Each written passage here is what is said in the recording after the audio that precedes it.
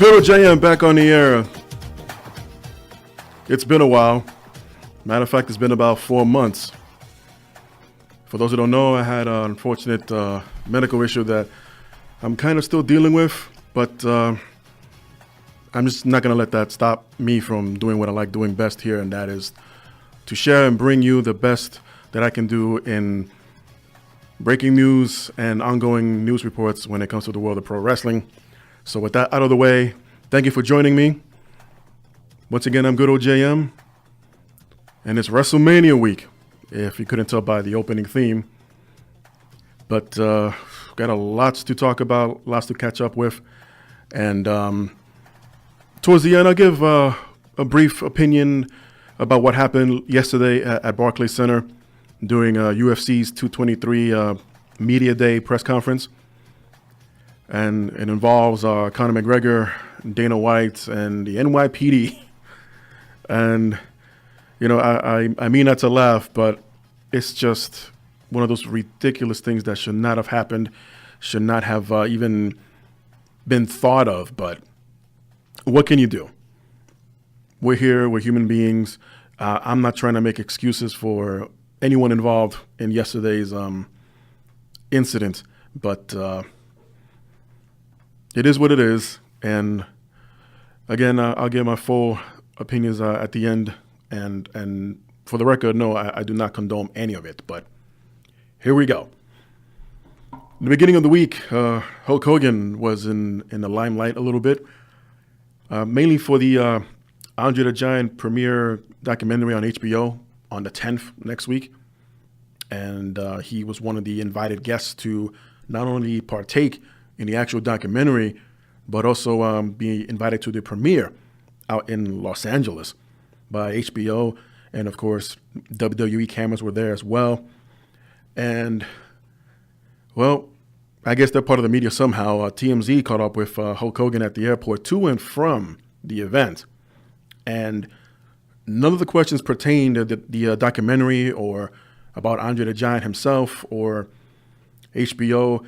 A brief conversation of the current relationship with WWE. There were talks, but Hulk Hogan and even WWE took to their website to confirm that there isn't any contract on the table. Hulk Hogan has not signed anything other than just have conversations with WWE officials. So more than likely, we do not expect him to appear at WrestleMania this Sunday. And he has a lot of bridges to repair from the ones that were burnt a few years ago from that unfortunate scandal he was involved with that, well, he kind of started. And there's video and audio out there, which I'm not going to share here because it's just that bad.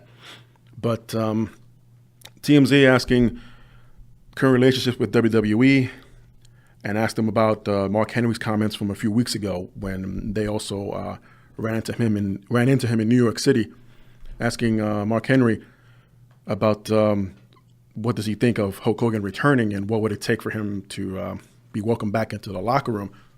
And Mark gave a nice, honest answer, I believe, and that being that Hulk Hogan would have to apologize to the entire African-American roster of the WWE, and that'll be the first step.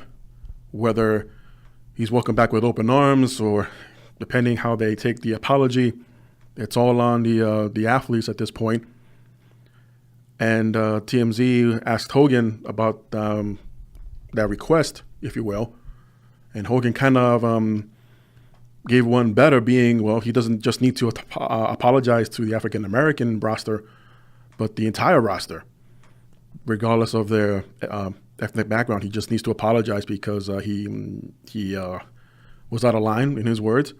And honestly, yeah, I mean, either way he's going to apologize, he's going to offer one. Whether everyone will accept it or believe that he's humble enough in his apology, that'll be up to that individual. But it is a step in the right direction. It's been about 3 years now, and I don't know about calling it a second chance, but this is Hulk Hogan's passion, being involved with the world of professional wrestling, sports entertainment, whatever you want to call it. And I mean, what else can he do? I mean, sure, he has a good business going with his beach houses and his retail store out in Clearwater and Orlando, Florida. But when it comes to bigger gain, it's just his lifestyle that kind of one of those fast and furious, for lack of a better term, that he likes fast cars, he likes fast boats, and you can't always keep up that kind of, I guess, luxury with just income from his two retail stores. He might need that, what's I guess called WWE money, and maybe try again to be a goodwill ambassador or a spokesperson for WWE 3 years ago before all this happened. But we'll see. I mean, I always say that we'll see. And one thing before we move on, I don't know the name or who it was, but the second cameraman that caught up with Hulk Hogan coming back from the Los Angeles documentary premiere for Andre the Giant basically said, trying to stir the trying to stir the pot, if you will, about that black wrestlers aren't ready to have him back, and told him point blank. And it's online, so anyone wants to prove me wrong, it's all over the internet. And that's not what Mark Henry said, as far as his stance or what he believes in from the locker room's point of view. But Hogan you kind of saw and heard it a little bit in his reply, saying, "Come on, man, I'm friends with all these guys," because it seemed like Hogan knew what this cameraman was trying to do, and it's just a real bad taste, a real bad attempt on this guy to try to stir the pot, because it is a delicate situation. It is a delicate issue where certain negative comments were made, and a lot of people took offense to it. And here we are years later we as fans, as the ones that from the locker room, and Hulk Hogan himself, his friends, his family, they want to move on from this. Maybe not be forgotten by it, but it's just how the world is today. But at least it is a step in the right direction. So hopefully, if he hasn't already, I haven't heard any word, but one day of Hulk Hogan stepping into the locker room with the entire roster, make his little speech, and somewhere in there offer an apology, and we'll find out whether it's been accepted. The Young Bucks want to wrestle the Usos, even though they kind of did in a way. There's been a kind of a tweet conversation going on this week earlier, where Nick Jackson of the Young Bucks took to Twitter and replied to a tweet of a fan asking if we're ever going to see the Usos and the Young Bucks go at it. And Nick basically said, yes, we'd love to, for ROH or New Japan, or one day work for WWE and make it happen. And he added a tweet later on and said, yes, we did wrestle the Usos once, literally on the fly. William Regal called us into the ring before a show, and the match started right there. And it was interesting. It'll be interesting to see if this makes it to the higher ups and makes something happen. The Young Bucks are known worldwide. They're involved with New Japan. They're involved with Ring of Honor. The only place really they haven't stepped foot in is WWE, as far as grand scale stage, if you will. And right now, there's a lot of potential great tag teams that they could face off. Not just the Usos. I think the New Day can give them a run for their money. But I never heard of this one-off match they've had with the Usos. Might have been for the show he's referring to, Nick Jackson. Might have been for an NXT pre-show, but it might not have been recorded to be on air of any kind. But here's the hoping that one day this actual dream match can and will happen. So WrestleMania is this Sunday. Tonight is the Hall of Fame, as a matter of fact. So depending when you're listening to this, lots can happen between now and the next 48 to 36 hours, as far as changes, anyone being removed from the card, order of matches, and so on and so forth. Sam Roberts has his own order of matches that he put up on social media. And of course, it's not the official lineup. And I know a lot of comments were made. It doesn't make sense to have it in that order. It should be this main event. It should be that main event. Trying to cut the guy some slack. I mean, it's his list of order of matches that I guess he would like to see or prefer to go down. But, just cut him some slack. So Raw drew a 3.35 rating this week for their go-home show for WrestleMania versus SmackDown's rating. Basically even. It was almost dead even. But it was still quite a dip, unfortunately. As last week, the numbers were very similar, but just still on the low end. Maybe due to baseball opening season this week. And I know a lot of people do not like to hear that excuse, but it happens.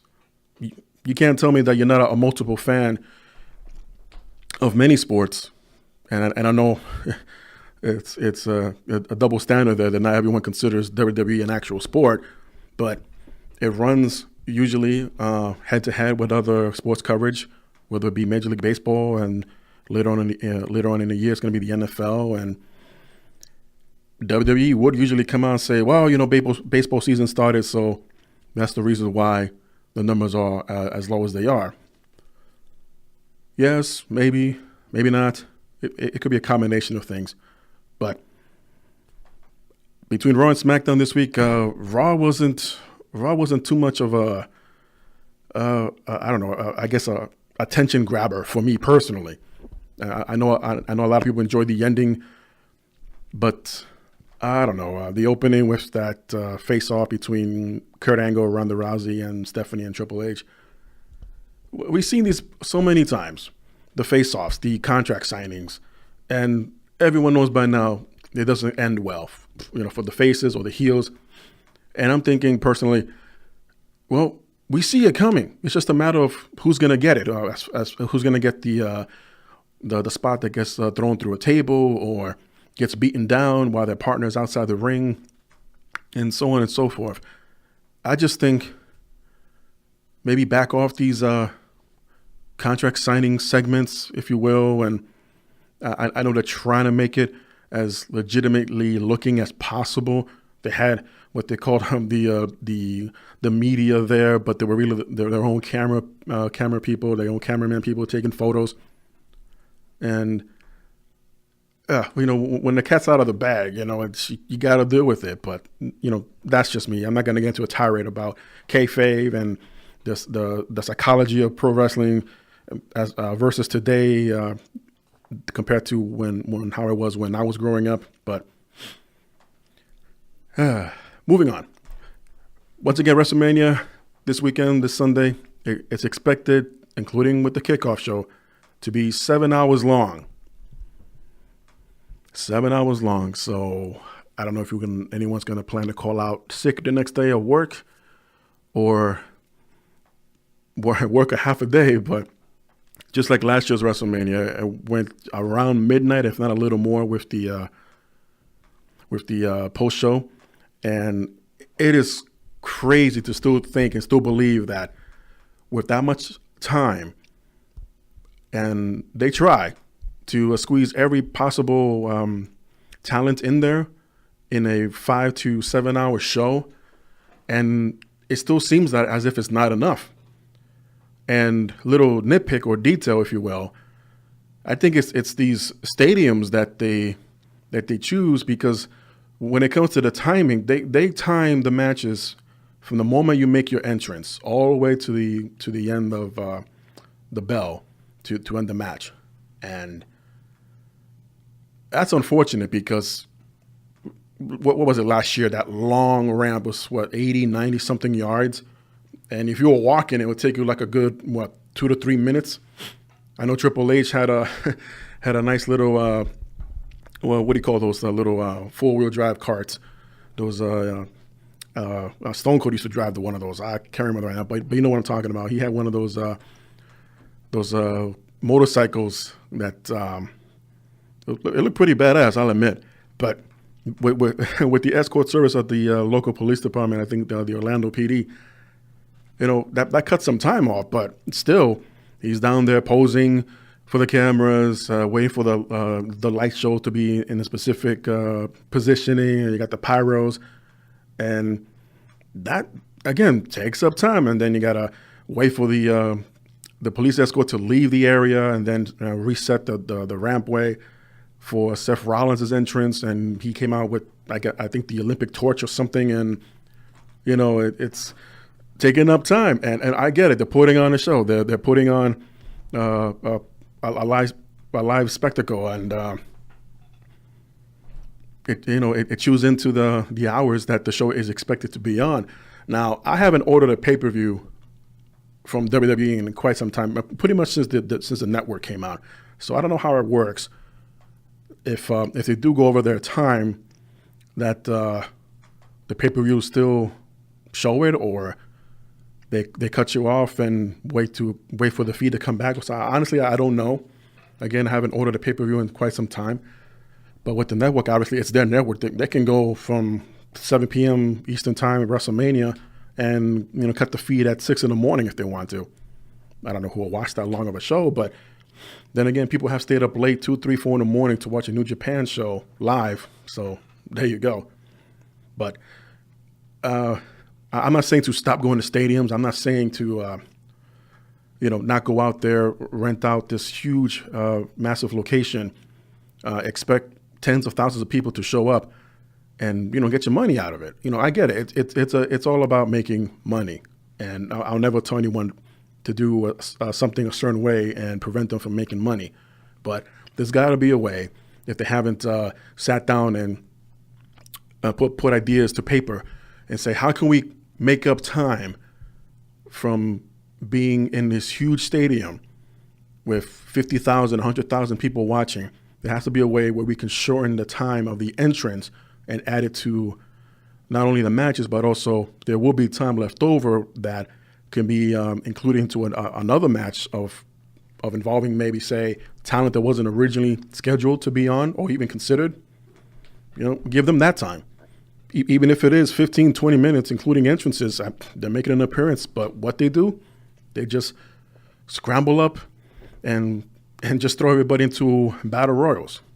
And we have 2 this year, which I'll get into in a bit. But at least they're trying. I'll give them that. I just wish that they try a little harder when it comes to the time. But, I mean, WrestleMania, 5 hours, give or take, is more than enough time for everyone to have at least an average 20, 25 minutes. But you got your long entrances. You got your invited guests if they're not putting on a performance like Kid Rock or Flo Rida and so on and so forth, Snoop Dogg a couple of years ago. Again, I'm not saying not to do any of that, but considerate of other people's time and effort and how they've been busting their asses, putting on that hard work. And if the payoff is a spot at WrestleMania, then I say give them the opportunity, not just for a battle royal, but let everyone try to stand out on their own as much as possible. I mean, does everyone even remember that Tatanka was in that battle royal back in WrestleMania 31? Honestly, between the entrances of everyone and until the match actually started, I think even the commentators pointed out, holy crap, Tatanka's in there. I didn't see him in the entrance. I didn't see him during the announcements, but he was in there. But kudos for Tatanka to coming out that year. I think it was WrestleMania 31, I believe. So cool. That was cool on him. And I mentioned the Hall of Fame being tonight. Arnold Schwarzenegger, I literally forgot that he was inducted into the WWE Hall of Fame. Honestly. I'm not saying he doesn't deserve it. I'm not saying he shouldn't be there. I know a lot of people, a lot of the fans have this, I guess you could say, gripe. Yeah, let's go with gripe about having celebrities being inducted into a celebrity wing and not have a physical Hall of Fame.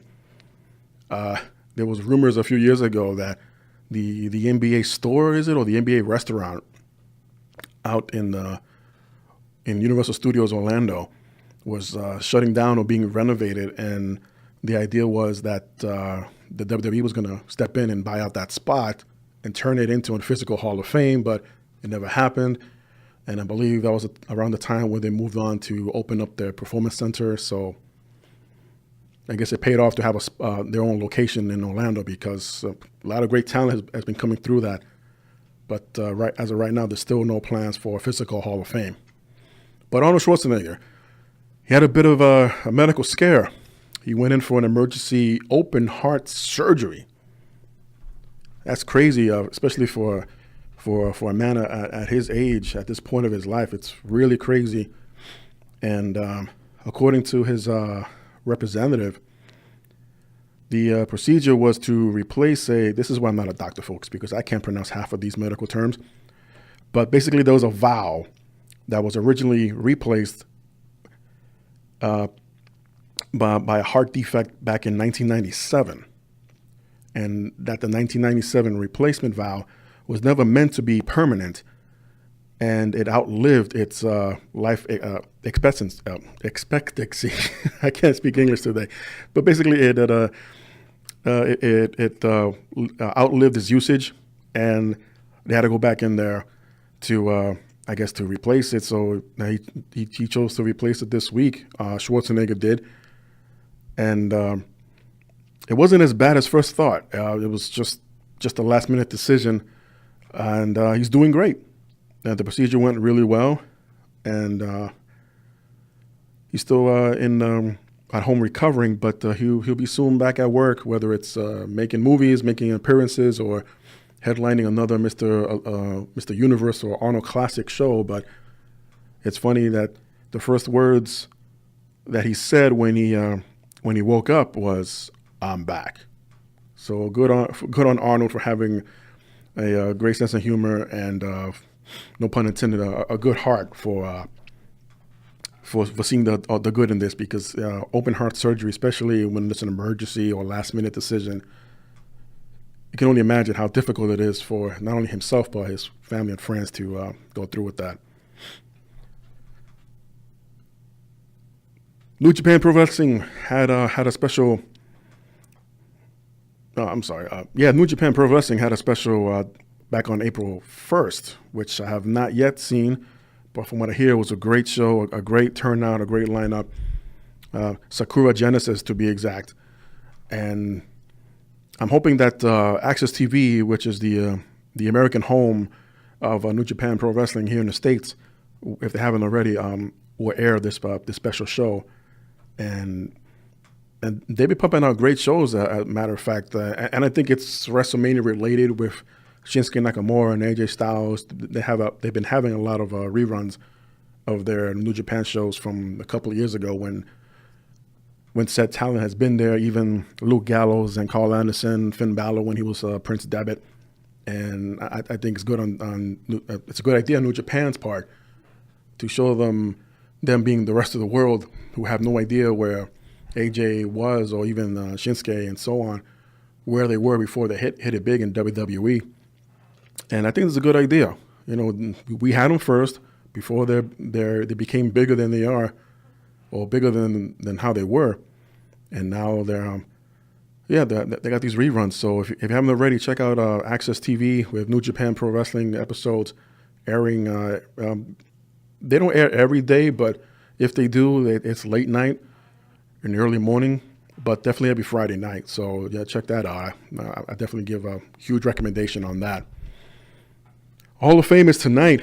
The class of 2018 will be inducted, and quite a few names that, let's be honest, some of us thought would never or ever be considered, let alone announced as inductees. But I got to say, even with the main headliner, if you will, Goldberg, a lot of fans don't think it's one of the strongest classes, but who's to say that any of these individuals do not deserve it? So let's look at it that way.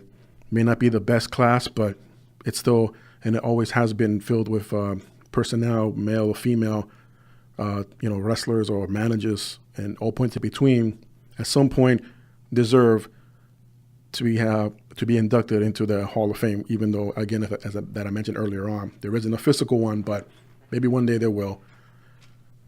They tried running restaurants, it didn't work. They tried running a casino, didn't work.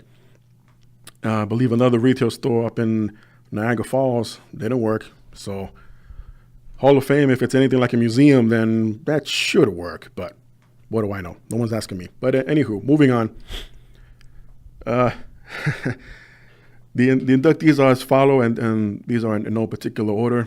But Hillbilly Jim is going to be inducted by Jimmy Hart, possibly from the Hulk Hogan connection from a few weeks ago, and in their talks of a possible comeback. So I wouldn't be surprised if Hillbilly Jim was thinking of having Hulk Hogan induct him, but maybe too soon, or maybe wasn't ready, or there was going to be concern that all the attention will be on Hogan instead of the actual Hall of Fame.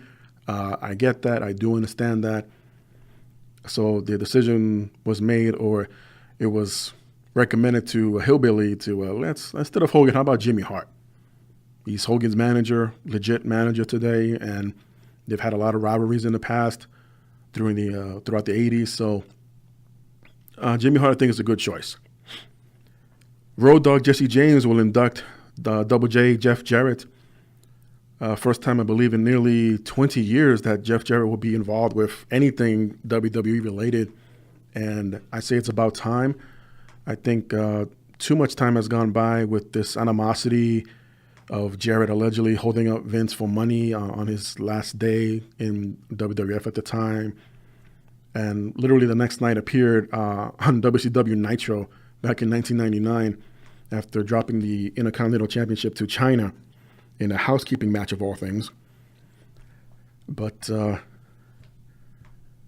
it's good to see that similar like Bret Hart and the Ultimate Warrior and Bruno Sammartino, that amends can be made between the individual and WWE, whether it's Vince McMahon himself or Triple H playing the peacemaker.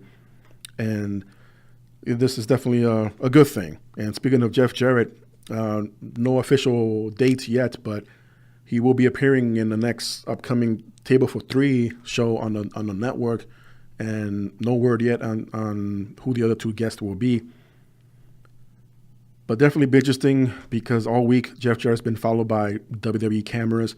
He was at SmackDown this week when they were in Nashville, and there's a few clips online right now where Jarrett is in the backstage area, even at his home, and he breaks down quite a couple of times. It's very emotional time right now for him, and honestly, I don't blame him considering what he's been through the past few years. And he was able to complete his stay at a rehab center that was sponsored by WWE. He accepted that offer and he completed it. And a lot of his family and friends are proud of Jeff Jarrett for that. And this might be, I guess, a sense of a reward, if you will, for Jeff. And I say he deserves it. I say he's up there. He, according to the late Mike Graham, he never drew a dime or a dollar as world champion, but he was there during the time of the Monday Night Wars. He was there when things they did back then you cannot do today. That being whether in a housekeeping match or hitting women over the heads with guitars. It's hard to watch now, especially if you're someone like me from my time, from my generation. But if you look back at it, it was a thing, and it caught a lot of attention. He got what he was supposed to do, and that gets of him getting a lot of heat from the fans. And yeah, we all hated him. He was an a-hole. So he was doing his job. I say he was pretty good at it. And Hall of Fame induction and an appearance at WrestleMania. I mean, what more can you ask for? And I say the man deserves it. Molly Holly will be inducting Ivory, which I think is it's a great selection. They didn't have much to work with together. I know they might have had a few matches for the Women's Championship in the early 2000s, but never really a storyline, at least not one that I can remember at this point. Molly Holly, of course, will go on to be Mighty Molly with the Hurricane, and Ivory would join up with the Right to Censor and stuck around a little while longer for the Attitude Era and to eventually parted ways. But Ivory actually met a couple of months ago. She's such a sweetheart, such a nice lady, and I was able to tell her straightforward that it's such a such great news to hear you've been inducted. You're going to be inducted, and I couldn't imagine what she was feeling. And she was really humble and nice about it.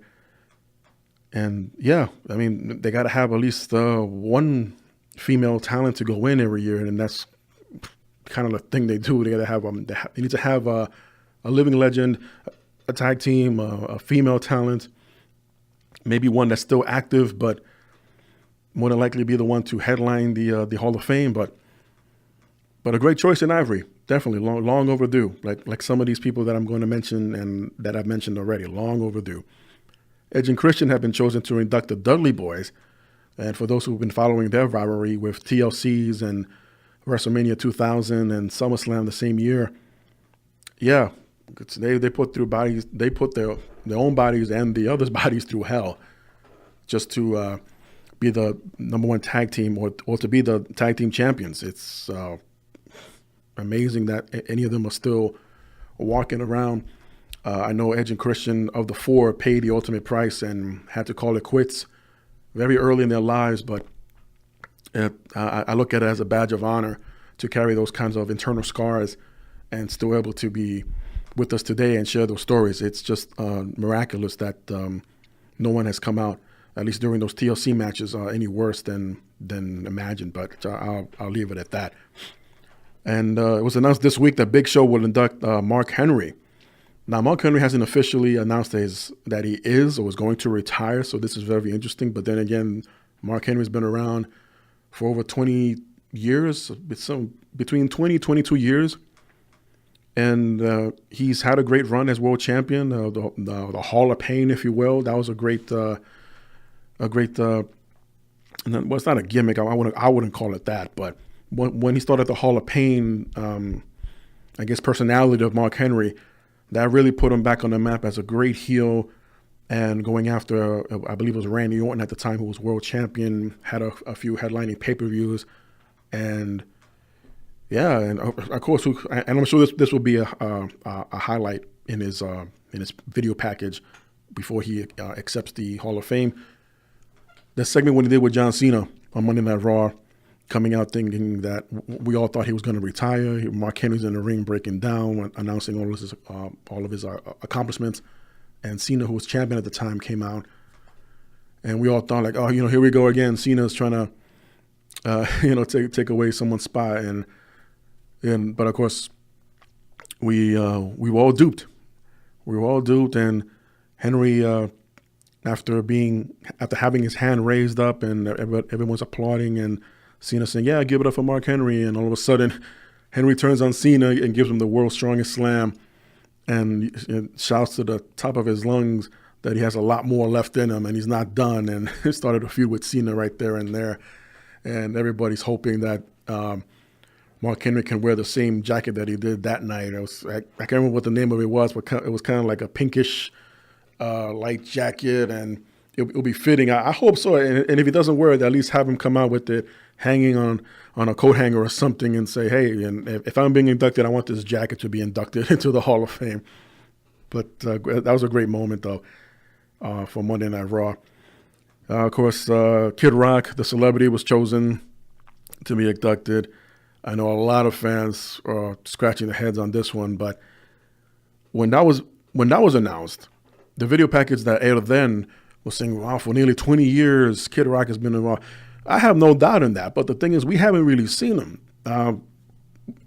Honestly, when was the last time, and I don't think he did a performance on Raw, at least not in recent years, but I think the last time any of us saw him was at WrestleMania 25.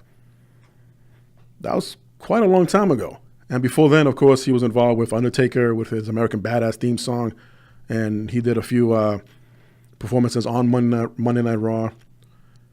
And that's about it.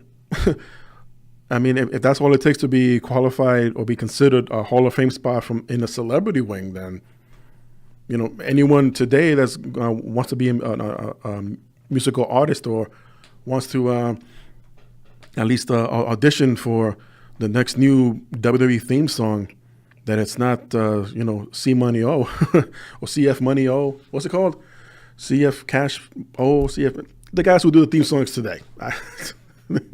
Some of these names are so creative and it's just too much sometimes. But point being, Kid Rock is going in. I didn't see or hear who will be inducting him, but should be interesting. Of course, it makes sense for Undertaker to do it, but it's the Undertaker, and considering the angle he's involved with now, wouldn't make any sense. And I have no idea who would be. I haven't really thought about who will be, I guess, worthy of doing the inductions, but we'll find out. And finally, the recipient of the Warrior Award for a young man who is a double liver transplant survivor. Think about that for a second. Jarvis J.J. Robinson has been chosen to receive the Warrior Award this year. Seems to be a bright, young-looking, a bright, young-looking man. Oh, geez. I'm sorry, folks. It's Friday. It's late Friday afternoon. It's a good-looking kid. I try not to say kid too much, but definitely a bright young man. There we go. A bright young man. And I couldn't imagine how ecstatic he was when he got the news. His family got the word that you're going to be inducted into the WWE Hall of Fame. You know that thing you watch on TV. They want you in their Hall of Fame, and it's going to be called the Warrior Award. Chances are he wasn't around during the heyday of the Ultimate Warrior, and was, I'm sure, educated on who he is and what he did as far as his time in the business and what this Warrior Award really means. Of course, what it really means, you have to listen to the Warrior speech himself from a couple of years ago. And what's it called? He wanted to call it the Jimmy Miranda Award, basically recognizing everyone that works backstage, the men who drive the trucks, the men who put the rings together, and the lightings and the pyros and the stages, everything. The people we rarely see in front of a camera, and if we do, they're probably in the background, just passing by, or during shows, they're actually resting at the hotels or resting in the trucks, waiting for the show to end, tear it all down, pack it up, and then move on to the next town. So I think that's fair, even if it's just a one-time mention or a one-time that those involved with the stage crew, if you will, to receive this Warrior Award at least once, then yeah, the wishes of the Ultimate Warrior would have been fulfilled. But again, this is just me and my opinion. No one's asked me what I think, so maybe one day we all will. And I like what they do now when they spend time trying to see who's worthy of the next Hall of Fame induction. But there's so many names from the past that either been forgotten or never been a time for them to be acknowledged. So what they do now, if anyone's been noticing, they're doing their Hall of Fame legacy induction, and the list of those names were dropped this past Thursday. And I'm just going to read them off to you here. Stan Stasiak, the father of Sean Stasiak from the Attitude Era. He played Meat and was Perfect Sean Stasiak in WCW. So Stan Stasiak will be heading into the Legacy Hall of Fame. Lord Alfred Hayes. That name should ring a bell, and if it doesn't, he was a former WWF at the time interviewer, an occasional broadcast journalist, and quite a charming fellow. Yeah, he was from the UK, and he was a lot of laughs at times, especially when he paired up with Bobby Heenan for those Coliseum video segments. But look him up, and you see what I'm talking about. Dara Singh, former actor and politician from India from 1952 to 2012. Former wrestler from India will be inducted, and unfortunately he's no longer with us, but glad to see he's getting that nod, brother. Cora Combs, former NWA Women's and United States champion, is going into the Legacy Hall of Fame. El Santo, I'm very, very, very happy and excited to hear this. Definitely long overdue for any kind of recognition, Hall of Fame wise. Not that he hasn't elsewhere, but here in the States, He might have been inducted into the Professional Wrestling Hall of Fame. I'm not too sure, but as far as WWE is concerned, El Santo, or the Saint, if you will, if many of you don't remember or realize, he was that the actor under the mask in all those famous movies from Mexico from 1958 to 1982. He played, usually a Mexican wrestler in these movies, but more of a superhero type. His wrestling will be his part-time job, and superheroing will be the rest of the day, saving the damsel in distress, if you will. And one interesting note here, he appeared on a Mexican talk show called Contrapunta. Calm down, means counterpoint. So he appears on the show, and he did something that no one has done before, I believe since, but it was definitely the first time and only time that he removed his mask and in public. And at that time, even today, it's I guess it's very traditional and cultural that wrestlers from Mexico who wear masks never remove them, no matter what, because that's their identity, that's who they are, that's part of their legacy, if you will. And from what I understand, to do such a gesture usually means respect, to show their faces to anyone. But in this particular case, he was on a talk show that was going to be airing a few days later, and basically, in so many words, saying goodbye to his fans, because at that point he was retired from movies, retired from wrestling. And the sad part about it is a week later from that TV recording, he would pass away from a heart attack. So El Santo will be forever now immortalized in the WWE Hall of Fame legacy, and I'm very happy to hear that. A few more names here. Jim Landos, former world champion out of Los Angeles, Maryland, and Minneapolis, and officially recognized as the 22nd original world heavyweight champion back in 1938. This is the time of Lou Thesz and George Hackenschmidt, for those historians out there. But he was the 22nd original. I say original, this is before territory days. This is before it went WCW here and WA there and et cetera. But 22nd, that's quite an accomplishment to be the 22nd world heavyweight champion and heading into the Hall of Fame of the WWE. Rufus R. Jones, former NWA NWA Central States and Central Tag Team Champion, former NWA Central States TV Champion, a former North American Tag Team Champion, and so much more. There was so much to list, or to have listed here. But Rufus is heading into the Hall of Fame. Sputnik Monroe, former NWA Florida Southern Tag Team Champion, former Florida Tag Team Champion, former Florida World Tag Team Champion, and so many more. Boris the Great Malenko, father of Dean Malenko, the man of 1,000 holds, will be heading in.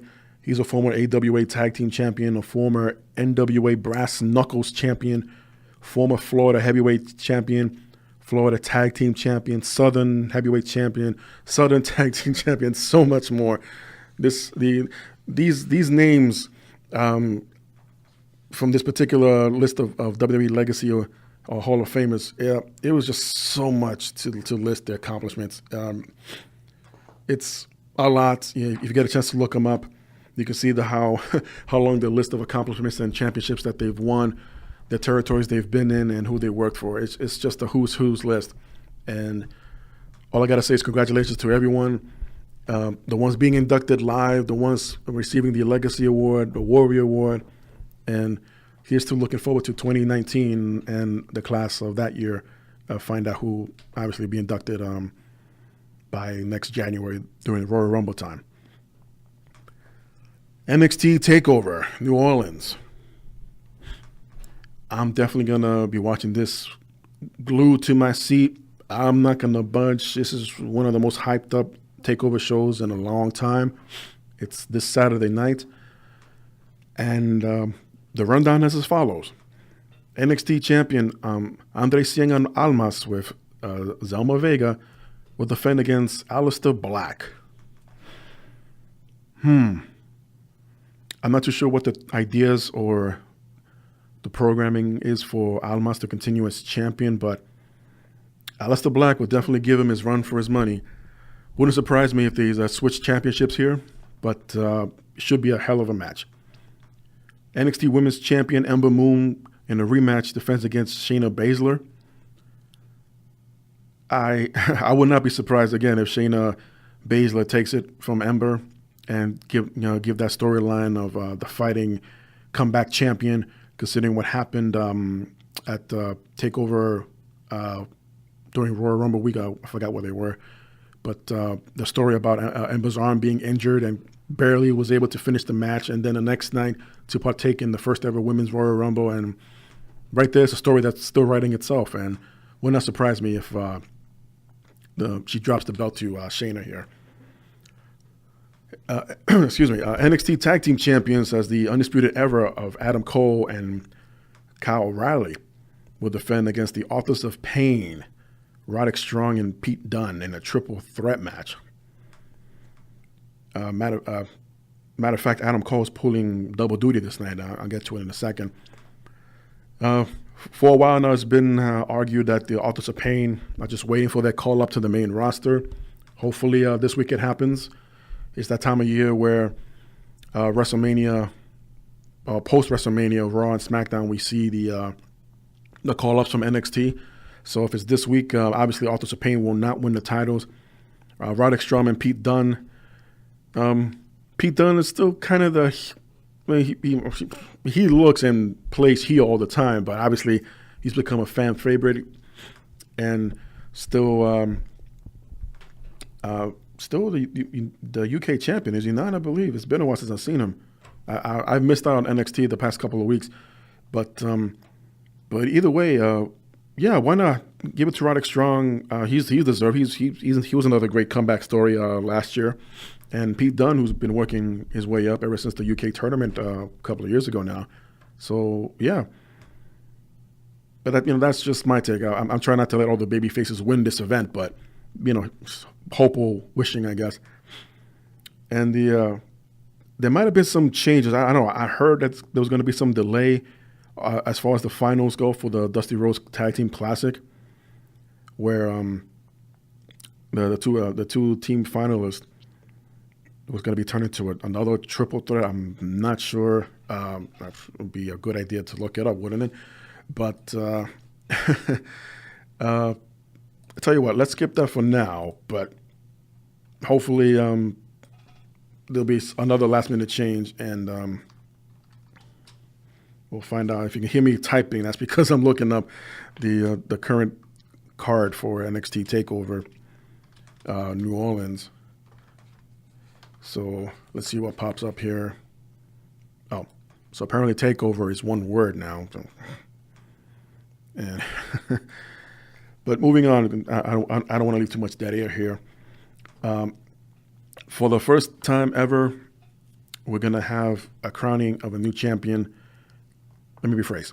For the first time, a new championship will be introduced since NXT's debut, that being of the North American Championship. And Triple H debuted it on social media this week, and just like the Universal Championship, they called it the Twizzler belt. They called it the Fruit Roll-Up Championship. The people are always going to talk of its color, of its appearance. My only nitpick, to be honest, about it is that the NXT logo on top should have been a little bit bigger, but that's just my take on it. But otherwise, I like it. But hell, I love the North American Championship design. It's a red strap. It's I think it's a little bit darker than the Universal Championship strap. If you ask me, it looks very similar to Hulk Hogan's old championship belt when he first won it from the Iron Sheik, that huge circle in the middle with the with the globe, and I believe it had like an engravement of a figure holding up his arms, and the side plates, well, multiple side plates actually. I think it had the names of previous champions, names on side plates, but it looks very similar. Now, if you don't know what I'm talking about, just look up Hulk Hogan first championship belt, and either I don't think it's the exact same physical belt, but I guess someone recommended the design of it, or at least the look of it, and have the continent of North America up front on display instead of on the side plates. And I think it's a very good look to it. That's just me. That is just me. And I'm sorry if I'm heavy breathing into the microphone too much. I apologize. That's just because I mentioned at the beginning, dealing with health issues, health concerns. Unfortunately, it's related to my short breaths, but again, I'm not letting that stop me. I'm moving on, and I'm trying my best to not not breathe into the microphone as much, let alone run out of air here. But I'm okay, folks. Thank you for your concern. So there were a lot of people complaining about not so much the look of the belt, but if you read the comments when it was debuted between Facebook and Twitter, and there were a lot of very similar comments where, don't you already have a United States championship? Why do you need a North American championship? And right there, I question the educational value of everyone, of the teachers, of the professors, or at least the ones that teach geography. You do know, for those who've questioned or asked that, if you already have a U.S. title, why do you need a North American title? Well, there's a difference between the continent of North America and the country of the United States. There is a difference. Sure, they both have the United States in them, but if you're trying to separate all that, then yes, it is possible to have two coexisting championships, in this case of a country and a continent. Maybe the rumors from I believe from last summer of a tournament being held for a Latino or at least from the South American region championship, similar to the Cruiserweight Classic or the Mae Young Classic, that they were going to have only Latino wrestlers from all over Mexico, the Caribbean, South America, even from Europe. Obviously, that never happened. Maybe they would have called that the South American Championship. Who knows? But point being that there's a difference between a continent and a country, and I hope those who've asked those questions can educate themselves from this point on. And it's really unfortunate that a lot of younglings, if you will, do not know the difference. But here we are. WrestleMania 34 kick. Oh, no, I'm sorry. There's still more to the NXT. I'm getting ahead of myself here. And by the way, the North American Championship will be contested in a ladder match. Look at me. I'm going on. Yeah. A ladder match with Adam Cole, as I mentioned before, pulling double duty, EC3, Killian Dane, Lars Sullivan, Ricochet, Valentine Dream, and a ladder match for the inaugural NXT North American Championship. And I can't wait. Even if this wasn't a ladder match, and say if maybe a elimination match or some other type of gimmick matches, definitely would have been exciting. Just the names that I mentioned alone, it's just mind-boggling, and I can't wait. This should be the co-main event, if anything. But again, that's just me. So we shall see who will walk away the first ever NXT North American champion. I should mention that WrestleMania Access is ongoing, and since Thursday, yesterday, as a matter of fact. So what NXT is doing, they're holding tournaments for every single championship, with the exception of the NXT title, every single championship has a tournament going on during Access where it's a single elimination. There'll be the first round was yesterday, so the quarterfinals are taking place now. Semifinals probably early tomorrow, and the finals, the winner of each tournament will receive a championship match at a later date. Still trying to find the full lineup about the Dusty Rhodes Classic Finals. Okay. So according to WWE.com, the Dusty Rhodes Classic Tag Team Classic has been pulled from the NXT show. Every other match announced is still there, with the exception of the Dusty Rhodes Classic. It's been pulled. So I must have missed something this week on NXT. My apologies, but it's no longer a part of the card. But I do mention about the ongoing tournaments for the other championships. And they should be streaming. They should be. I haven't looked into it because a lot of running around here. And nope, it's been pulled. Okay, let me take this away before I get distracted. So, no Dusty Rhodes Tag Team Classic finals. I'll keep up to date. You can follow me at facebook.com/GoodOlJM for all the updates. And also on Twitter at GoodOl_JM is my Twitter handler to see what's going on here. As a matter of fact, when I'm done recording this session, I'm going to jump on and find out what's going on and then update all you folks. So here we are, WrestleMania 34. It's quite a lineup here for nearly 5 hours, 7 if you're including the kickoff. And my understanding is both battle royals will take place during the kickoff and the finals for the Cruiserweight Championship that's been vacated since Enzo Amore is no longer with the company. And as I go along here, I'll give my predictions and the outcomes and why. You know, why do I think the winners deserve to walk away as champions or number one contenders, what have you. So the kickoffs, well, let's see what WWE says. Okay, according to WWE.com, the first ever WrestleMania Women's Battle Royal, which is, I was questioning this last night. Technically, it's not if you don't include the WrestleMania 25 Women's Battle Royal. But I guess this is going to be a annual thing now that they will call it the Women's Battle Royal.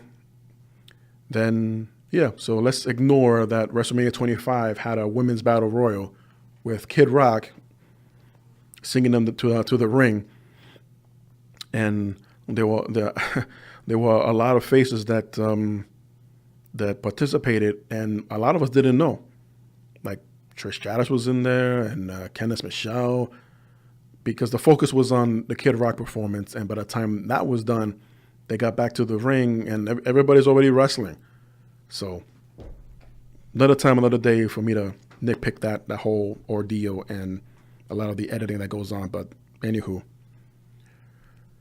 First ever WrestleMania Women's Battle Royal, the Andre the Giant Memorial Battle Royal, taking place on the kickoff, and Cedric Alexander going one-on-one with Mustafa Ali for the Cruiserweight Championship Finals during the WrestleMania kickoff.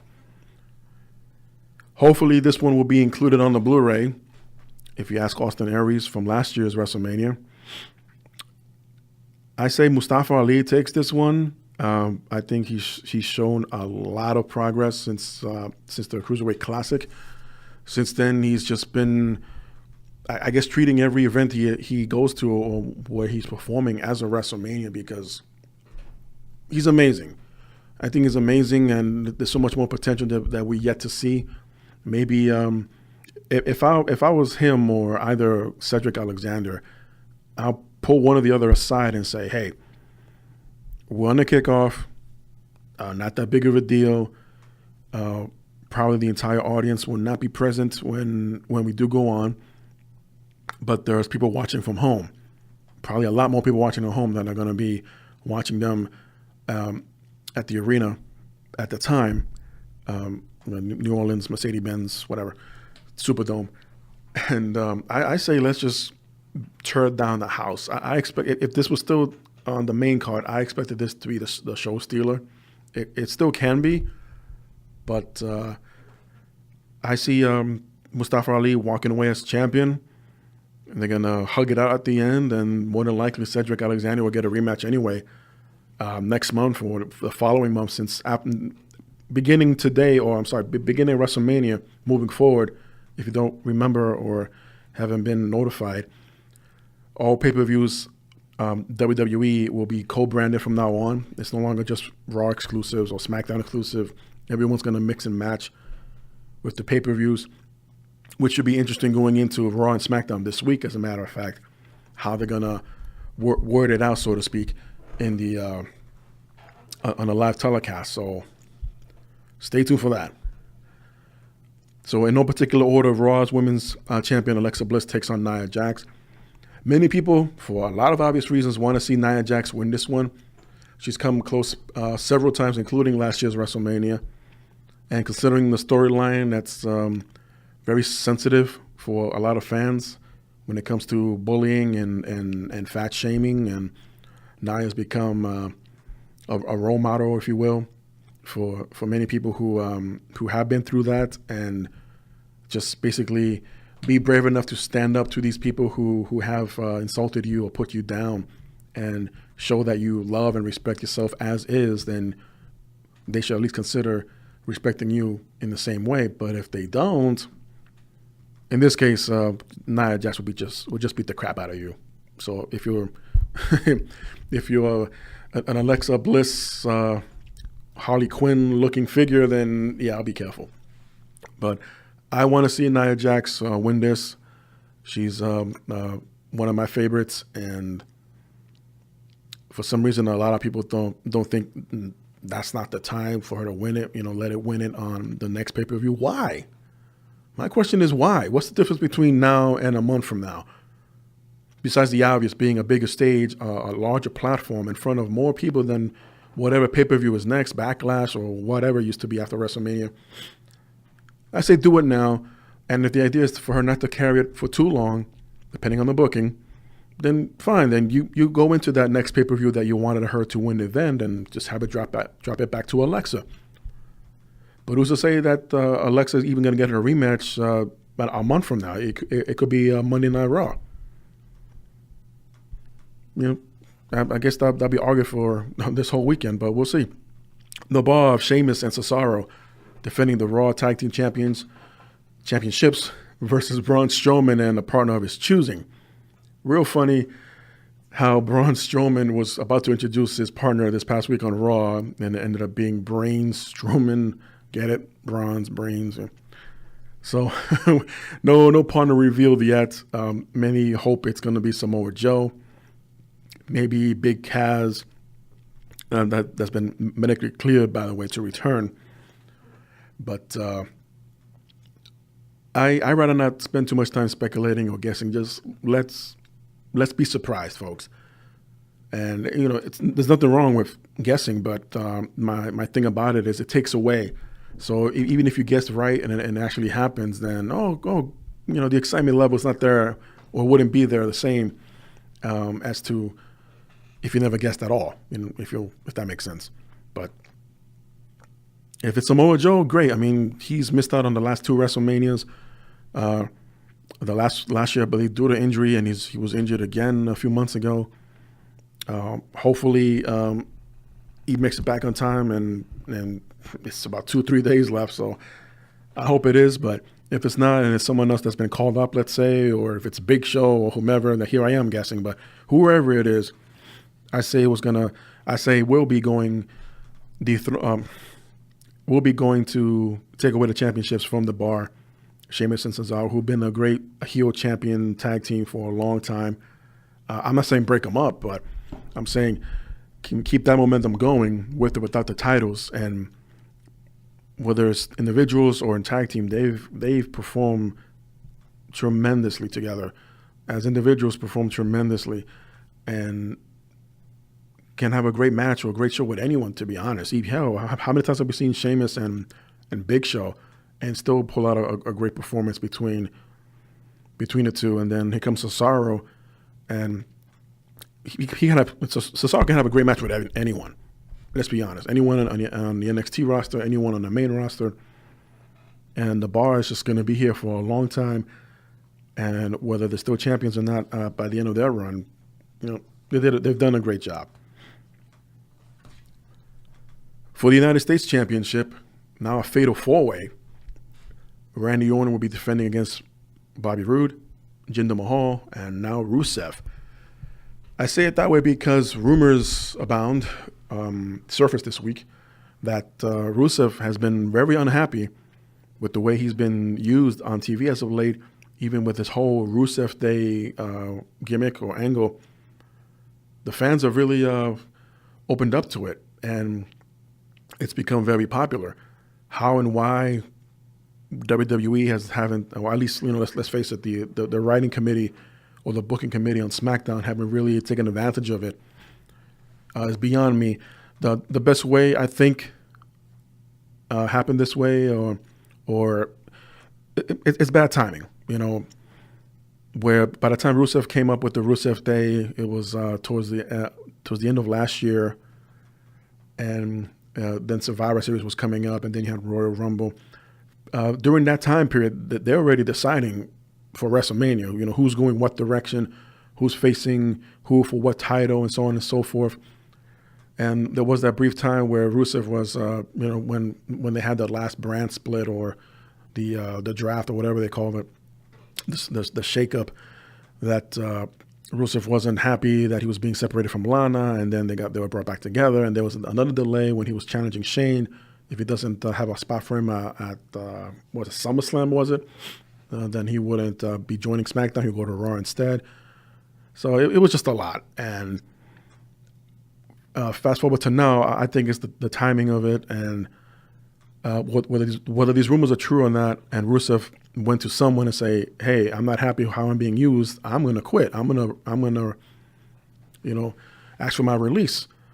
Allegedly, this happened, and rather not to lose a talent to, say, Impact or Lucha Underground, which is trying to make a comeback for the fourth season, or for New Japan or wherever Rusev might have ended up going, make him happy and add him to the WrestleMania card. Now, will he walk away as United States champion? I think he should.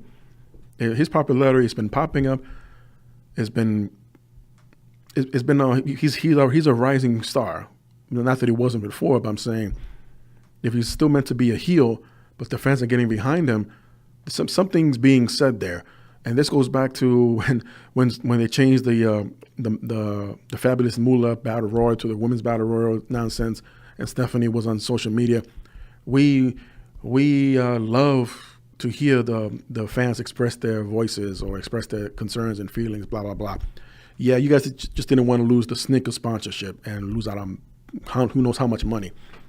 But it's out there. She said those words, Stephanie, that they listen to the audience. So I say, well, have you been listening to the audience about Rusev? If this alleged story of Rusev threatening to leave the company because he's not happy right now, and give him a title shot anyway, and not have him walk away with the United States Championship this Sunday, prove us wrong. That's all I got to say.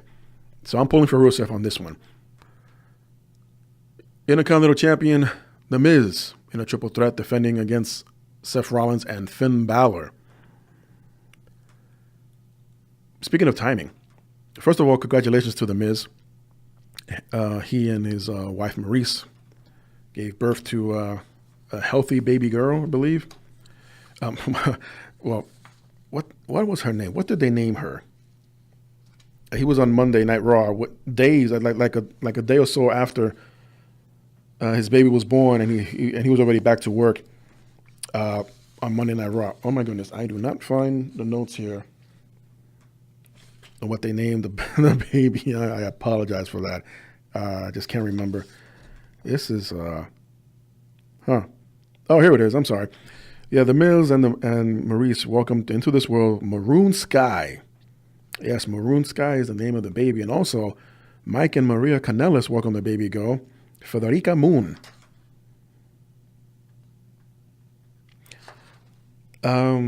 Is it me or these couples really into astronomy or the zodiac signs? Anyway, no, those are great names. And once again, congratulations across the board to both families. I can only imagine how happy they are that their family's extending. And we might be looking at the future WWE superstars. Who knows? But I believe The Miz may or may not get time off after this. I mean, he'll deserve it. I mean, yeah, he was doing sponsors and appearances for Snickers, and of course attending live events for WWE. All of this in between of Maurice giving birth, but he was there. So it will make sense for The Miz to not leave as champion after WrestleMania. So then the question will be then who will, Finn Balor or Seth Rollins? Well, either man deserve it. I say it's a toss-up, but if I really had to choose here, I would like to see Finn Balor walk away as Intercontinental Champion, considering that he never lost the Universal title and they never bothered to go back to that storyline, whether it was with Brock Lesnar or Goldberg to get his rematch. He just never got it. And in order to say, like, hey, we never forgot about you, so whether it's timing, as I mentioned earlier, or just the way things had been set up while he was gone, Finn Balor has been a great sport about all this, and I say as a tribute to what he's gone through, and all the changes that have taken place recently with the Balor Club and reuniting with Gallows and Anderson. I say, yeah, give him a run with the title for a little while. See how that goes. I'm sure that will move a lot of merchandise and give him a long-term run. The SmackDown Tag Team Championships be defended by the Usos, taking on the New Day and the Bludgeon Brothers. Now, originally there was just going to be a regular 2-on-2 tag team match, but with what happened with the Bludgeon Brothers interfering in their last match at the last pay-per-view, and they just beat the holy hell out of everyone in sight. So it makes sense also, in more ways than one, makes sense to try to have everyone on the card as much as possible. So the new Bludgeon Brothers, new being that this gimmick, far cry from the Wyatt family. And Usos, they've been tremendous. Another tag team without the titles can have a great match, can have a great run with anyone. The New Day, of course, the New Day, I personally don't believe they have anything else to prove. They've broken one record as far as long title reigns when they were, I guess, the regular WWE Tag Team Champions, and then officially became the SmackDown Champions, or SmackDown Champions during the shakeup, and they had to wait for them to re-debut. I believe it was Big E that was injured, and they didn't want to have just a two-man group of the New Day, just have them recover and then reintroduce the New Day on SmackDown. But in any case, I see either the Usos retaining or the Bludgeon Brothers gaining the win here. It's a triple threat, so that means anything goes. So it wouldn't surprise me if you see those Hammerhead brothers just use just that and walk away with the titles. But we'll see on that. SmackDown Women's Championship, Charlotte Flair defending against Asuka. We had a close call this past Tuesday on SmackDown where Carmella almost cashed in, but Charlotte declined her by kicking away the briefcase. And Carmella is the longest reigning Money in the Bank recipient, I guess. By the time WrestleMania rolls around, she would have been holding it for 285 days. So, yeah, I think it's time. I think it's time before that thing expires. And what a surprise! That'll be a cool angle to do for a Money in the Bank winner and just never cashed it in, either because they forgot or they run into so many foiled plans. And They got to do it all over again. And it makes sense, especially if with someone that you give the briefcase to and have no idea what to do with them or when to have them cash in at all, then yeah, you can sacrifice 1 year with that briefcase and go into the following year's pay-per-view and have that person try for it again. It's kind of like renewing your contract, isn't it? Or renewing your license on something. Just go for it again. You didn't follow up, so that's on you, or in this case, the booking committee. So just go for it again. No harm, no foul, no loss. And one of the most anticipated matches on the card, the returning Daniel Bryan teaming up with, I guess, the returning Shane McMahon, if you will, taking on Kevin Owens and Sami Zayn in a tag team match where Owens and Zayn need to win the match in order to be reinstated. Otherwise, they will remain fired, even though they've been showing up all over the place on SmackDown live events. This has been building up for a long time, even if Daniel Bryan wasn't expected to return, which was great news, by the way. We're all finally glad and happy to see Daniel Bryan returning after 3 years away from the ring. But again, a lot's been built up to this point. Even so much has been built up between Daniel Bryan and The Miz, but that just literally died overnight, the angle. So now we have this. I expect someone to turn. Who? I'm not sure yet, but there has to be a turn here. Whether it's Bryan turning on Shane, because if you really pay attention, Daniel Bryan's been planting the seeds for a while now about how long they've been friends, how they used to work together, how they traveled together, how they used to be roommates. So, friends will be friends, and it will make sense, to me anyway, Daniel Bryan siding with Owens and Zayn and turning on Shane, and then Shane McMahon taking the pinfall, and Owens and Zayn will be reinstated. And of course, we'll get the explanation on Tuesday on SmackDown as to why why. But that's just me. And of course, Bryan will probably have to be in a position where he will need to step away as general manager, which will make sense. There's no active roster member that needs to be a general manager too. So that's another issue they got to face. And yet to be brought up, a matter of fact, but we'll see. The other anticipated match is also a tag team match. Kurt Angle, Ronda Rousey taking on Triple H and Stephanie. I don't think, well, let's put it this way. This match won't last too long. When you got Stephanie McMahon, who rarely wrestles, if ever, and Ronda Rousey that's going to have butterflies in her stomach and try to make sure that she doesn't make too many mistakes, or at least not any obvious ones. But then again, you got Kurt Angle, who hasn't seen too much ring time since returning to WWE almost a year now, and Triple H, who's putting back his boots on for his once or twice a year appearance in the ring. So, in short, all four have not had too much experience lately in the ring. The last thing any of us want to see is for this to be a stinker, but and hoping that something can be done to hide all of the, not the mistakes, but to hide the weaknesses of Ronda and Stephanie in particular. Kurt Angle and Triple H are professionals, so they'll do their best to hide any of it. If especially Kurt Angle, who might have any ring rust, but he's an athlete, guys. He's done so well at Survivor Series, and then at TLC when he teamed up with the Shield for the handicap match. So there's little to no ring rust on Kurt Angle, but again, he hasn't been doing it as often as he used to. So that's my concern.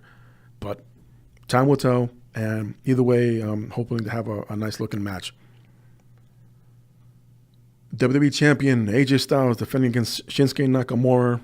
That's been called a dream match of sorts, even though it's happened already. But I guess a dream match in the WWE. And, okay, just one quick thing here. I apologize for all the background noise. It's the chair I'm sitting in. And, yeah, I think I need some oil or something, so I apologize for that. But AJ Styles and Shinsuke Nakamura, wow. They tried this before with Shinsuke last year, going after the title when Jinder Mahal was champion, and it just made Shinsuke look not as promising as he's supposed to be. And I don't know. It was very disappointing to see him fail one after another pay-per-view events, or even I think on SmackDown he had a title match as well against Jinder, but the end result was all the same, and Shinsuke didn't walk away as champion. Next to the Cruiserweight Championship Finals, this one will more than likely steal the show on the main card, and I hope so. There's just a lot of potential from both sides to give it their all, to put on a performance that we haven't seen before. Now, AJ's been there already as far as the stage of WrestleMania. Shinsuke hasn't. So, wouldn't surprise me if this would be another in the situation where one pulls the other to the side and just say, hey, let's go out there and, we'll give them something to talk about for years to come. And, yeah, if records are made to be broken, then I say every year there should be a match that should stand out far from others, like the Randy Savage and Ricky Steamboat and the Shawn Michaels versus Undertaker matches. This should be another one. And if you've been following their careers from New Japan, in AJ's case with Impact Wrestling, and his little run with WCW, then it's a long time coming. There really aren't any other places to go. Both men have been in New Japan, and now they're here in the States with WWE. The whole world will be watching. I know I'll be one of them. And I really want to see Shinsuke walk away with the title, to be honest. And that both men will still remain faces on television, and see what other plans they might have for AJ Styles after this. And, of course, the Universal title defended by Brock Lesnar and Roman Reigns. Rumors abound, folks, but Dana White confirmed them. I believe it was Wednesday nights, but it was definitely this week on UFC on Fox, where Dana White was asked point blank from Daniel Cormier about Brock Lesnar returning to UFC. And with a huge smile on his face, Dana White said, yes, Brock is coming back, but I don't know when. Daniel Cormier mentioned about Brock Lesnar's expiring contract of the WWE this Monday. So that means after WrestleMania. That's interesting for that Daniel Cormier or even anyone on Fox Sports knows that information. And there hasn't been any other leaked news, if you will. At least not any that I've seen. But Brock Lesnar's leaving WWE for UFC. And he can, because obviously one being his contract expiring, the other his suspension with USADA from a year and a half ago after UFC 200. That suspension has been lifted, even though he more than likely have to be tested again. And if Brock wants to do nothing but fight for the rest of his career or the rest of his life, I say, let the man do it. He's pretty good at it. His fight record doesn't show it, but he's really good at it. They're already lining up potential opponents. Speaking of Daniel Cormier, he's in a possible event, a future event facing Stipe Miocic for the heavyweight title. Of course, Daniel Cormier is the current light heavyweight champion. He just needs to put on that few pounds to make the weight. And that'll be interesting. And maybe one day ironic that Daniel Cormier might face Brock Lesnar in the future after breaking the news on UFC on Fox. So, we'll see.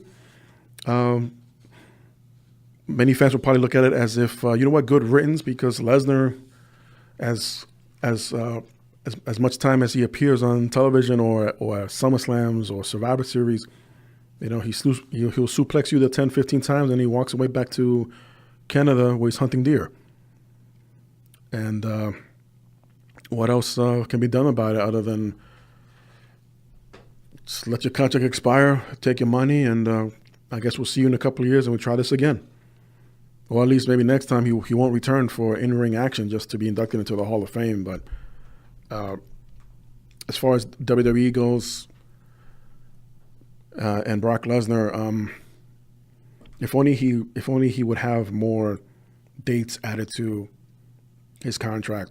Yeah, he's done live events. I understand that, but there's a difference between the live event audience and the audience that watches and actually goes to the televised ones. And between the two, you see more of Lesnar on live events. So in other words, those 10 to 20,000 people see more of Lesnar versus than the millions that tune in every Monday, Tuesday night, and the extra 15 to 20,000 that are in that arena for those shows. Vince McMahon may not see it that way, but a lot of us do, and I'm one of them. Obviously, the old rule of every 30 days the championship must be defended. That thing's been crossed off the board, folks. They make them up as they go, if you haven't noticed by now. So with all that said, obviously, Roman Reigns will walk away as the new Universal Champion. There's no Mr. Money in the Bank here, so no concerns there. Will Paul Heyman turn on Lesnar? Who knows? He might leave with Lesnar, as Heyman is only a on-air character anyway, as far as his advocacy or his agents or whatever. And Heyman hasn't been a part of the creative team in many years, so that's probably not going to happen either, to return or keep him on the payroll. But one thing's for sure, we'll find out on Monday Night Raw if Lesnar's going to have a last-minute decision to resign or do something like what Bobby Lashley's been doing when he was competing with Strikeforce and then Bellator, while still on a contract with Impact Wrestling. But he's someone else that's rumored to come up to WWE pretty soon.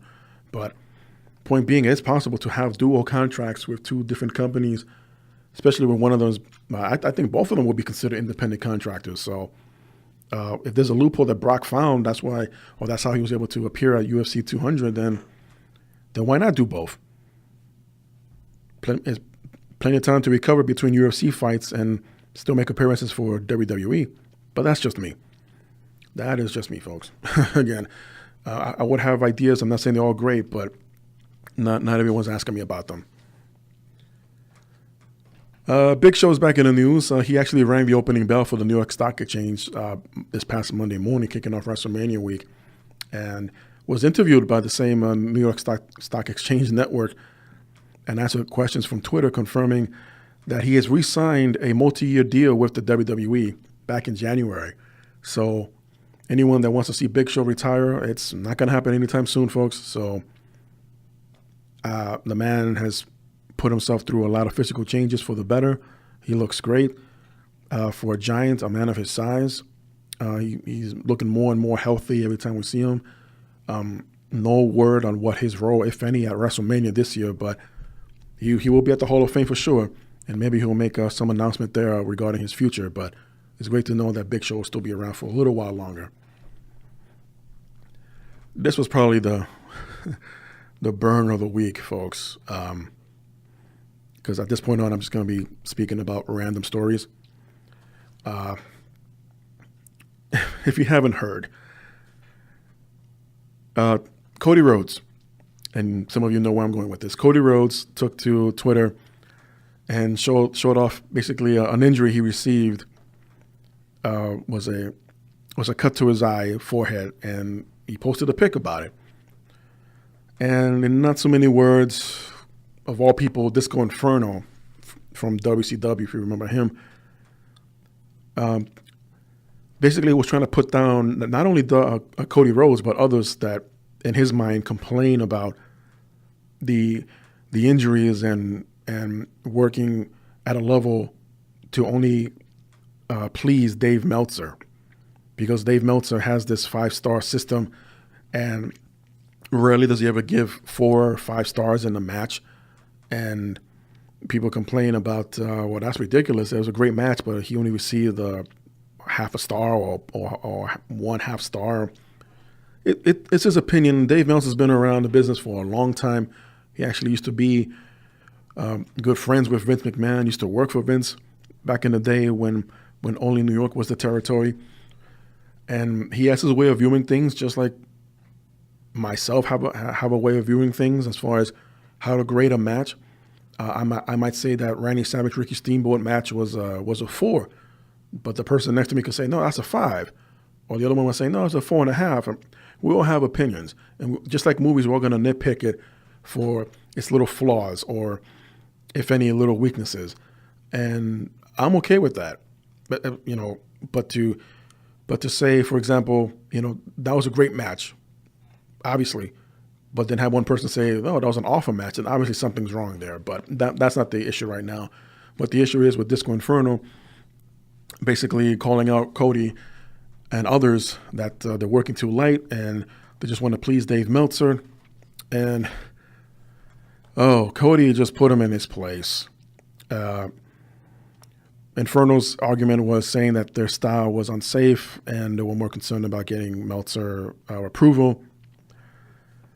I would read the burn from Cody Rhodes, but it's so brutal. But he will later not retract it, but pretty much along the lines of saying, I didn't want to be that guy, but let's be honest, the Disco Inferno has never really drawn a dime, never really got the attention during his WCW days. That I only hung out with the boys to be relevant, and just really, really bad stuff here. And it's true, folks. I mean, why speak out of tone? It's pretty much what Disco did here. He still wrestles independently, but not really out there to a point where the fans will remember him or think of him as being important. I believe he has a podcast show. I said it because I have no idea. I don't know. I know at times he's appeared on Conan's podcast. A handful of times on Lance Storm's podcast. Has he appeared on Chris Jericho's? I don't know. Chris Jericho has a lot of people all the time on his podcast, but Cody just burned him, and it was unfortunate. I don't know what the state of mind of Disco Inferno was, and a lot of fans jumped on it. It was retweeted several thousands of times. Matter of fact, I'm trying to find it on Cody's Twitter here, if it's still up or if the old tweet it and then delete it. I can't find it right now. No, that's not it. Actually, no, here it is. Speak of the devil. Yeah, back on April 1st. So Disco Inferno pretty much says nobody knows how to quote-unquote work anymore. They would rather kill each other and get Dave Meltzer to put their match over. That's a problem that needs to be put front and center. Guys are going to keep getting hurt.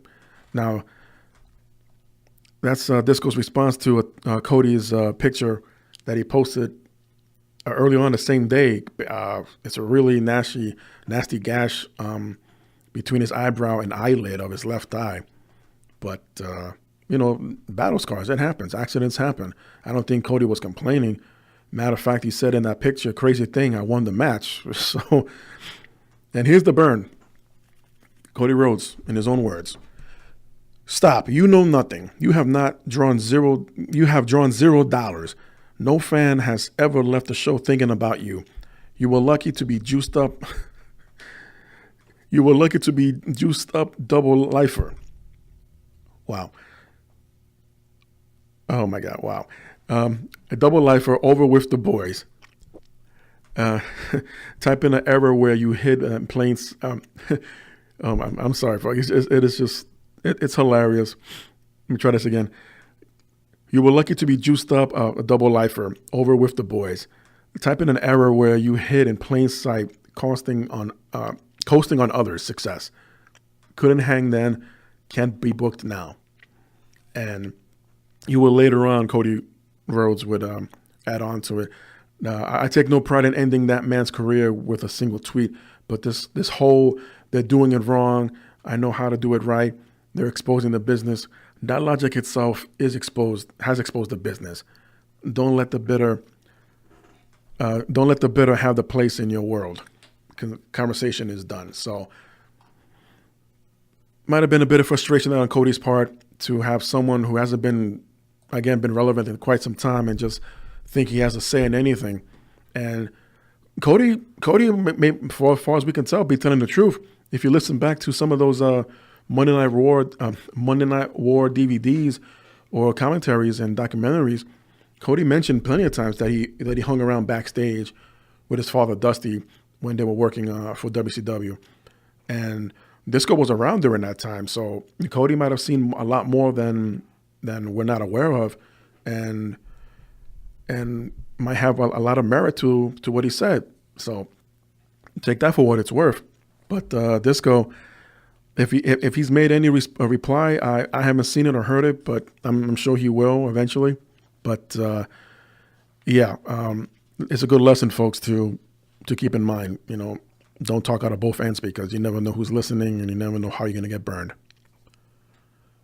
D. Brian Kendrick was backstage this past week on Raw, and along with Big Cass, they're both medically cleared to return. But of course, the same week was announced the return of Daniel Bryan, so that was overshadowed, unfortunately.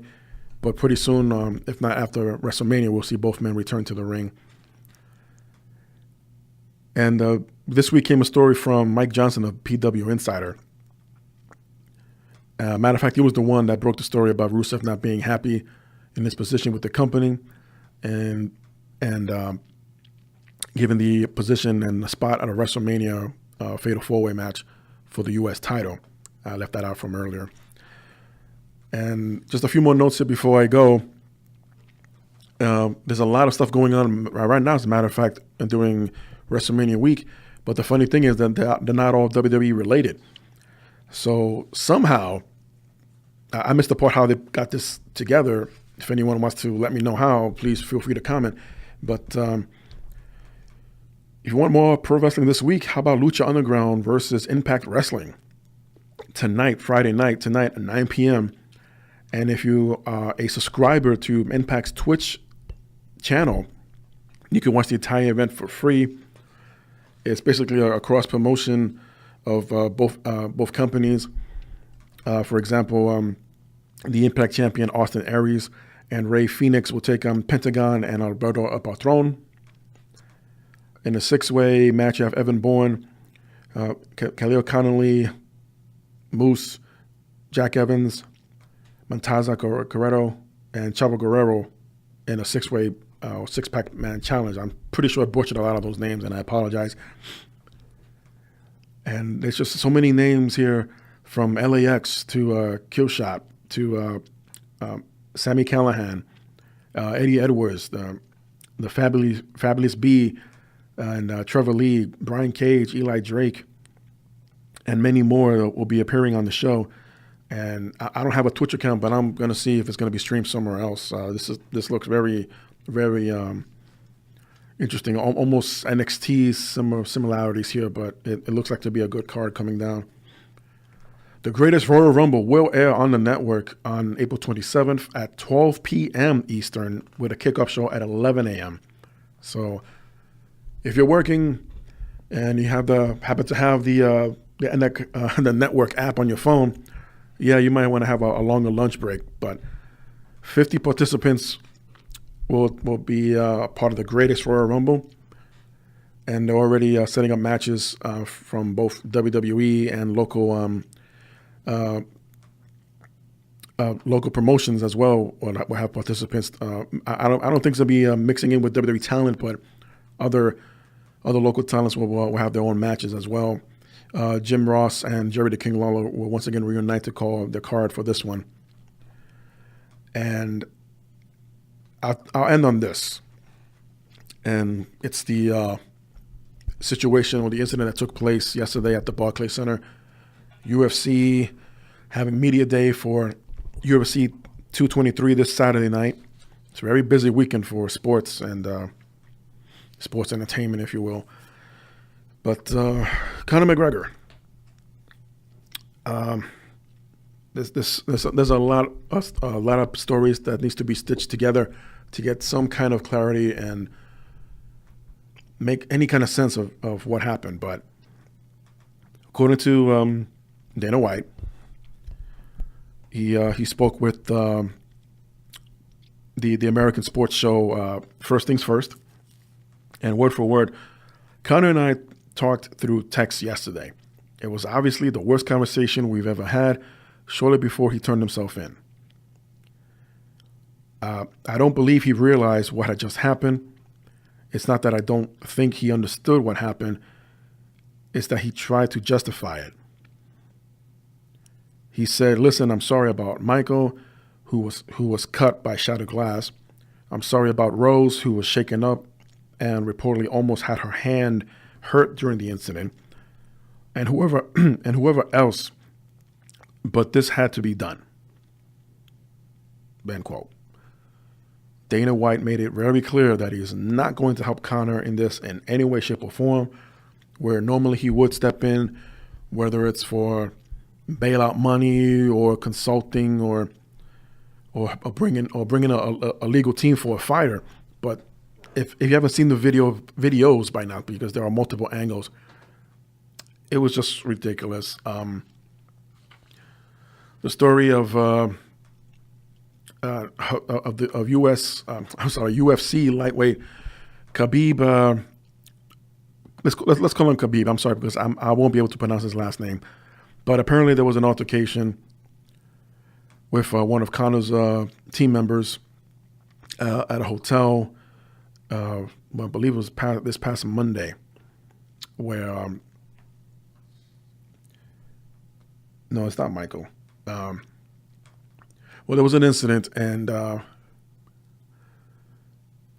according to Dana, Conor got back on the phone and reached out because Conor was out of the country at this time. He was actually in Ireland with his training group, and on a private jet flew in along with 15 to 20 other people of his entourage to confront Khabib about this. And the time and place they chose was Barclays Center. And there were people there with credentials who were not only fans of Conor, but may have been part of his team. Again, details are sketchy at this point. Everything's being sorted out as I speak.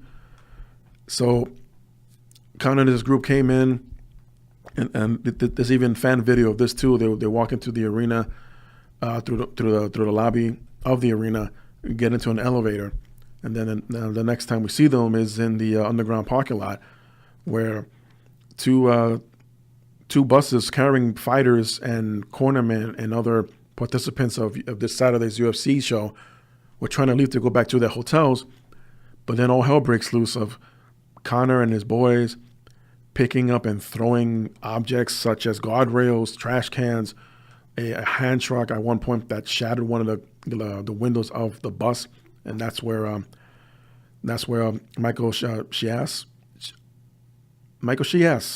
Again, I'm sorry about these names, but he was scheduled for a fight, but unfortunately was pulled because of lacerations to his face. And also, Ray Borg was also pulled from the fight of having glass in his eye. He has cuts in his eyeballs. So he was pulled. And they were both, Michael's injuries for sure, because it's shown on video. Ray Borg's injuries weren't shown on any video that I've seen, but it was enough to be pulled from his fight. And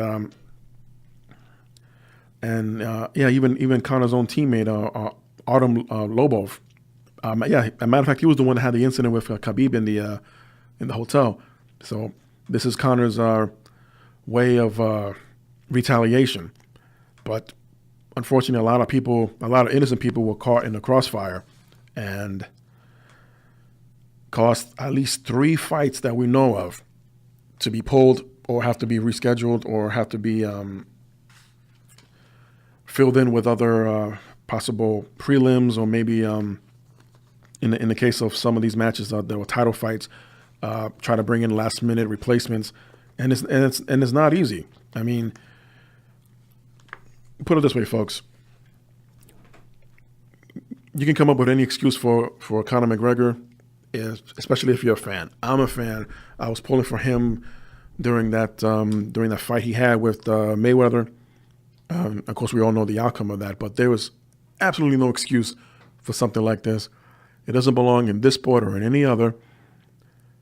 If you're just gonna roam around with this bullcrap high school mentality, well, you had this altercation with my boy in the hotel, so I'm gonna bring all of my boys to wherever you are, and we can make this even. But it's not looking good. It is not looking good. There is no excuse for this, and who knows what's going to happen with McGregor now, as far as his relationship with Dana and UFC altogether. He did turn himself in after the fact and is facing many charges, including assault, including damage to property.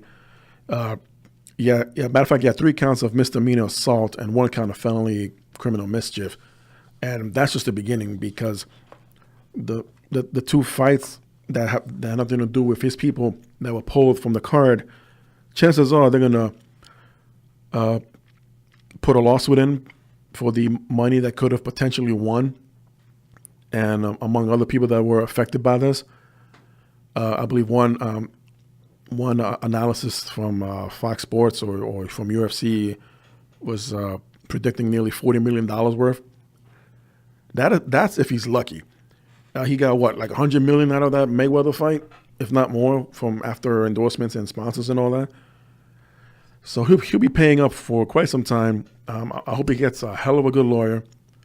There's, of course, with the evidence, it's going to be really difficult to convince anyone, especially a judge, and say, it was justifiable because he bumped into my boy at a hotel lobby or wherever it was, and there were no injuries. There were no injuries reported from that incident. It was just an altercation, a verbal dispute, if you will. But whether it was Conor himself or whether someone put him up to it and say, "Hey, no, we got to fly to New York now on this private jet," that was later on grounded and passport taken away, and they were not going to let Conor fly out of New York. NYPD was definitely hunting for him, and he ended up turning himself in. So, as of right now, the UFC 223 card has not been updated. Maybe by the end of the night we'll have a better idea, but it's just not looking good in more ways than one, and a lot of it has to do with money. But just want to say thank you for listening in. Just to let you know, I have been, should have mentioned this from the beginning, but I'm coming to you from the CSB studios out in Tampa, Florida, the birthplace of professional wrestling. I know many will argue me with that, but I'm broadcasting from Tampa, Florida, and this is my first inaugural episode of Good Old JM. I will have an official name for it later on, hopefully by the next episode, but I just want to say thank you very much for listening. Thank you very much for your support.